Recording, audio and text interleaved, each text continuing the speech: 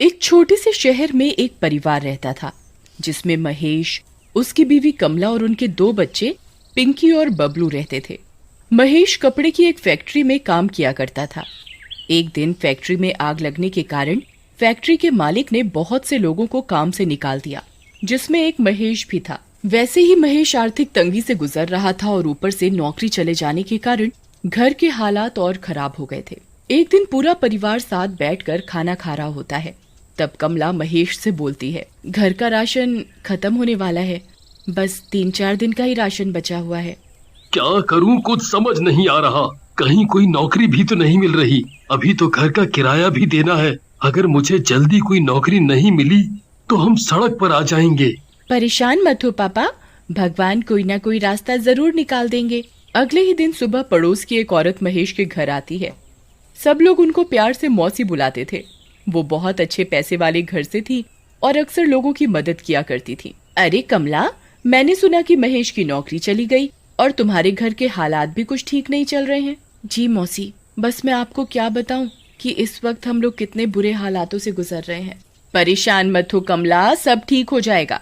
एक काम करो, तुम लोग मेरे गांव चले जाओ। वहाँ हमारा एक मकान है जो सालों से बंद पड़ा है। तुम्हारे घर के हालात जब तक ठीक नहीं हो जाते तुम लोग आराम से वहाँ रहो। बस उस घर में ऊपर की मंजिल पर एक बंद कमरा है, उसे मत खोलना। दरअसल उसमें हमारा कुछ जरूरी सामान है। और रही महेश की नौकरी की बात, तो उसके लिए भी परेशान होने की बिल्कुल जरूरत नहीं है। उस गांव में जो स्कूल है, मैं उसके प्रिंसिपल को बहुत अच्छे से जानती हूँ। मैं उनको बोलकर महेश को किसी न किसी काम के लिए वहाँ लगवा ही दूंगी। और तुम लोग पिंकी और बबलू को भी उसी स्कूल में पढ़ा सकते हो। ये तो बहुत अच्छा रहेगा मौसी, आपका ये एहसान हम कभी नहीं भूलेंगे। कमला महेश के घर आते ही उसे सारी बात बताती है। महेश की खुशी का तो कोई ठिकाना ही नहीं रहता। ऐसा लग रहा था मानो जैसे जादू से पल भर में उनकी सारी मुश्किलें छूमंतर हो गई हों। पर वो इस बात से बिल्कुल अनजान थी कि उनकी मुश्किलें तो उनका कहीं और इंतजार कर रही हैं। कमला, तुम आज ही सारा जरूरी सामान बांध लो, हम कल सुबह ही निकल जाएंगे। अगले दिन सुबह पूरा परिवार गांव के लिए निकल जाता है। गांव पहुंचते पहुंचते उनको शाम हो जाती है। गांव पहुंचकर महेश बताए हुए एड्रेस को ढूंढने लगता है। तभी उसे एक आदमी मिलता है। भाई साहब, जरा ये पता तो बताना। दरअसल हम लोग इस गांव में नए हैं, तो हमें यहाँ का कुछ नहीं पता। तुम लोग यहाँ क्यों जा रहे हो? तुम लोगों को क्या पता नहीं है कि ये घर सालों से बंद पड़ा है और बंद घरों में अक्सर भूत अपना डेरा जमा लेते हैं। भूत वूत कुछ नहीं होता भाई, तुम तो बस मुझे ये पता बता दो कि कहाँ पड़ेगा। हम लोग बहुत दूर से आए हैं, बहुत थक गए हैं। ठीक है, मुझे क्या, जब तुमको ही अपनी और अपने परिवार की कोई फिक्र नहीं है तो ऐसा करो, तुम यहाँ से सीधे चले जाओ और वहां से बाएं तरफ मुड़ जाना। बस वहीं एक पीपल का पेड़ है जिसके बिल्कुल सामने ही ये घर है। महेश अपने परिवार के साथ उस घर तक पहुंच जाता है। घर देखकर साफ पता चल रहा था कि वहाँ कई सालों से कोई झांका भी नहीं है। ये तो कितना पुराना घर है माँ, और कितना डरावना भी। इतने बुरे वक्त में हमें ये घर रहने को मिल गया, वही बहुत है। हम इसकी साफ सफाई कर लेंगे तो ये भी अच्छा दिखने लगेगा। चलो अब यहाँ खड़े रहकर बातें मत करो और जल्दी अंदर चलो। महेश जैसे ही उस घर का दरवाजा खोलता है तो घर में तेज हवाएं चलने लगती हैं। बाहर तो पेड़ का एक पत्ता भी नहीं हिल रहा और यहाँ इतनी तेज हवा कैसे चल सकती है? क्योंकि यहाँ भूत है। पिंकी बबलू के पीछे चिल्लाते हुए भागती है। रुक रुक, तुझे मैं अभी बताती हूँ, रुक। बबलू सीढ़ियों से भागते हुए ऊपर वाली मंजिल पर पहुँच जाता है। पिंकी भी बबलू को पकड़ने के लिए उसके पीछे पीछे भाग रही होती है। बबलू को अचानक किसी औरत के रोने की आवाज आती है। बबलू वहीं रुक जाता है और ध्यान से उस आवाज को सुनने लगता है, पर आवाज अचानक से बंद हो जाती है। क्या हुआ बबलू, थक गया क्या? नहीं दीदी, मुझे अचानक किसी औरत के रोने की आवाज सुनाई पड़ रही थी, इसलिए मैं यहाँ रुक गया। इतनी रात को कौन रोएगा? जरूर तूने किसी बिल्ली के रोने की आवाज सुनी होगी और तुझे लगा होगा कि कोई औरत रो रही है। अब चल नीचे, कुछ खा पी कर सो जाते हैं। बबलू पिंकी को बहुत समझाता है पर पिंकी उसकी एक नहीं सुनती। उसे लगता है कि बबलू उसे डराने के लिए ये सब बातें बोल रहा है। पिंकी बबलू की बात पर ध्यान नहीं देती और वापस नीचे जाने लगती है।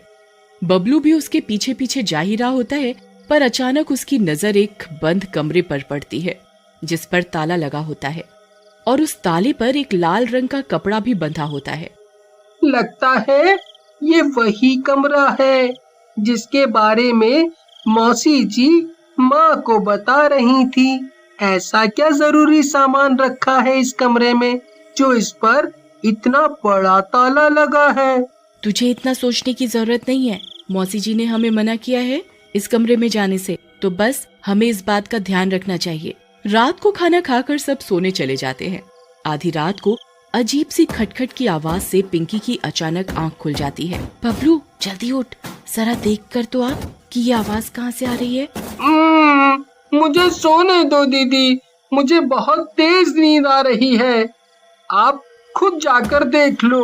पिंकी डरते हुए अपने बेड से खड़ी होती है और ध्यान से उस आवाज को सुनने की कोशिश करती है। आवाज बाथरूम से आ रही होती है।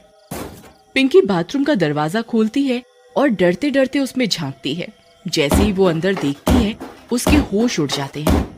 बाथरूम में पड़ा वाइपर अपने आप दीवार से जोर जोर से टकरा रहा होता है। पिंकी डर के मारे पसीने पसीने हो जाती है और भागते हुए नीचे अपने मम्मी पापा के पास जाती है। मम्मी पापा जल्दी उठो। क्या हुआ बेटा, तुम इतनी घबराई हुई क्यों हो? वो पापा, वो बाथरूम वाइपर, पापा ऊपर भूत भूत। क्या बोल रही हो पिंकी? ठीक से बताओ बेटा, हमें कुछ समझ नहीं आ रहा। तभी बबलू भी वहाँ आ जाता है। पापा वो ऊपर बाथरूम में वाइपर अपने आप दीवार से जोर जोर से टकरा रहा था। ये तुम्हारा वहम है बस, और कुछ नहीं। चलो अपने कमरे में जाकर आराम से सो जाओ। जब कल सुबह उठोगे तो सब बुरे सपने की तरह खुद ही भूल जाओगे। पिंकी और बबलू अपने कमरे में सोने चले जाते हैं। 2-3 दिन तक सब कुछ ठीक रहता है, पर अचानक एक रात पिंकी को किसी के रोने की आवाज आती है। वो उठकर कमरे के बाहर जाकर देखती है तो बाहर कोई नहीं होता, पर रोने की आवाज अभी भी आ रही होती है। पिंकी थोड़ा और ध्यान से सुनती है तो उसे वो आवाज उस बंद पड़े कमरे के अंदर से सुनाई देती है। जैसे ही पिंकी दरवाजे से कान लगाकर और ध्यान से सुनने की कोशिश करती है, आवाज अचानक से बंद हो जाती है। पिंकी डर कर अपने कमरे में भाग जाती है, पर रात भर वो उस बंद कमरे के बारे में सोचती रहती है। पिंकी जब सुबह उठती है तो उसे लगता है जैसे रात को जो कुछ भी हुआ वो सब उसका वहम था और वो इस बारे में किसी को नहीं बताती। एक दिन बबलू उस बंद कमरे के बाहर बॉल से खेल रहा होता है। वो उस कमरे में झांकने की कोशिश करता है पर कुछ दिखाई नहीं देता। रात को जब सब सो रहे होते हैं तब बबलू के दिमाग में वो बंद कमरा घूम रहा होता है। वो उस बंद कमरे के बाहर जाता है। मैं इस ताले को कैसे खोलूं? मैं कुछ देखता हूँ जिससे मैं ये ताला तोड़ सकूं। बबलू जल्दी से एक हथौड़ी ढूंढ कर लाता है और उस ताले को तोड़ देता है। जैसे ही वो उस कमरे की कुंडी खोलता है, उसे पीछे से किसी के